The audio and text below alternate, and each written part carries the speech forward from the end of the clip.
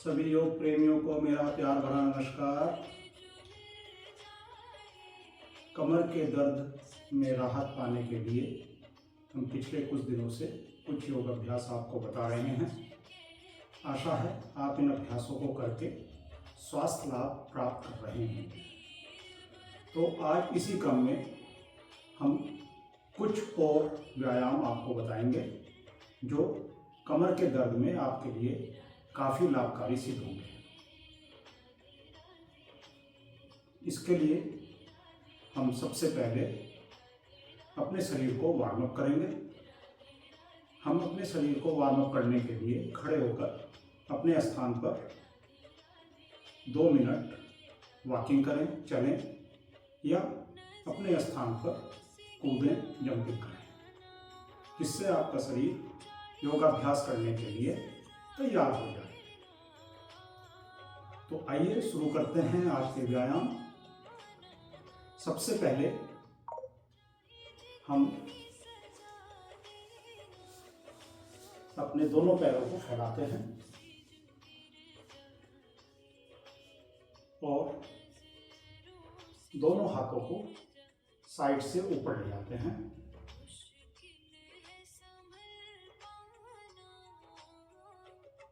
हाथों को ऊपर खींचेंगे, श्वास भरते हुए। श्वास भरते रहें और हाथों को ऊपर खींचते रहें। ध्यान रहे आपके घुटने और आपकी पिंडलियां जमीन से छूती रहें। कमर आपकी सीधी, गर्दन सीधी, निगाह सामने, हाथ कानों को छूते हुए ऊपर की तरफ। श्वास छोड़ते हुए धीरे धीरे हाथों को नीचे लाएंगे और श्वास भरते हुए ऊपर ले जाएंगे।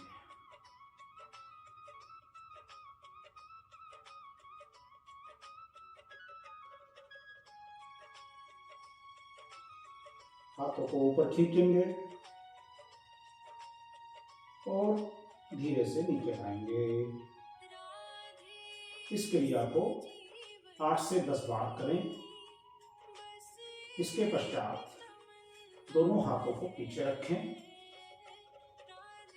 और अपने एड़ियों पर और हथेलियों पर अपने शरीर का वजन डालकर अपने नितंबों को ऊपर उठाएं। आपके पैर और पेट और गर्दन एक सीधी रेखा में, पूरा वजन आपकी हथेलियों पर और आपकी एड़ियों पर, बाकी पूरा शरीर हवा में। जितनी देर हो सके उतनी देर रोकें और धीरे धीरे श्वास छोड़ते हुए कमर को नीचे लाएं। इस अभ्यास को 3 से 4 बार करें। इसके पश्चात दोनों पैरों को मोड़ें और घुटनों को आपस में मिलाएं और श्वास भरते हुए कमर को ऊपर उठाएं। गर्दन को पीछे ले जाएं। कमर को श्वास भरते हुए और ऊपर, गर्दन पीछे की तरफ। श्वास लेते रहें, छोड़ते रहें। श्वास लेते हुए कमर को ऊपर उठाते रहें। जितना हो सके उतना करें और धीरे धीरे श्वास छोड़ते हुए कमर को नीचे लाएं और आराम से बैठ जाएं। धीरे से साइड से करवट लेते हुए लेट जाएं और पेट के बना जाएं। दोनों हाथ साइड में, चेहरे के पास हथेलियां, कोहनियां जमीन से लगी हुई। इसके पश्चात हम दोनों पैरों को पंजों पर आएंगे और अपने शरीर को ऊपर उठाएंगे हथेलियों पर। दोनों पैरों को मिलाएं। आपके हाथ, हथेलियां और पंजे आपके शरीर का पूरा वजन झेलते हुए, पूरा वजन आपके हाथों पर और पैर के पंजों पर। आपके पैर, कमर और गर्दन एक सीधी रेखा में, दंड आसन।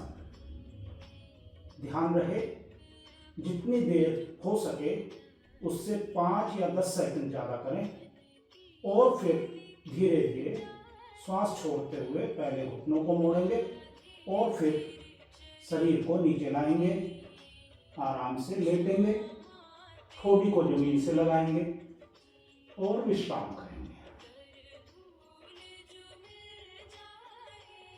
इस अभ्यास को 3 बार दोहराएं। अगले अभ्यास में हम पुनः दंड आसन में आएंगे। बायां पैर आगे लाएंगे, घुटना मोड़ते हुए, बाएं पैर का घुटना बाएं हाथ के बगल में और दायां पैर बिल्कुल पीछे पंजे पर सीधा, घुटना ना मुड़े, पैर आपका सीधा रहे। गर्दन ऊपर उठाएं, निगाह सामने, श्वास लेते रहें, छोड़ते रहें, शरीर को साधे रखें। जितनी देर हो सके उतनी देर करें और धीरे से श्वास छोड़ते हुए दाएं पैर के घुटने को नीचे रखते हुए बाएं पैर को खोलें। अगले अभ्यास में दाएं पैर को मोड़ें और दोनों हथेलियों के बीच में पंजे को लाएं, घुटने को दाएं हाथ के बगल में घुसाएं और बायां पैर पंजे पर सीधा उठाएं, घुटना ऊपर, बायां पैर सीधा, कमर और पैर एक सीध में, गर्दन ऊपर, निगाह सामने।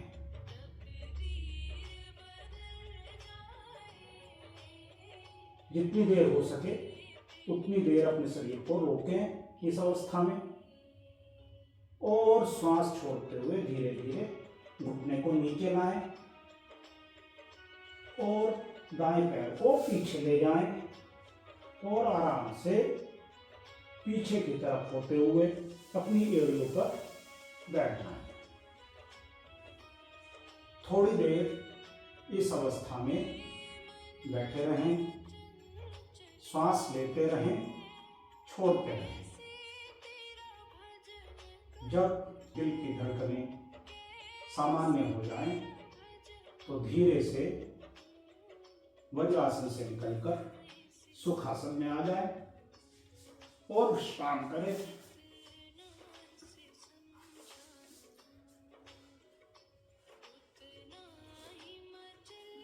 आज के अभ्यास में इतना ही।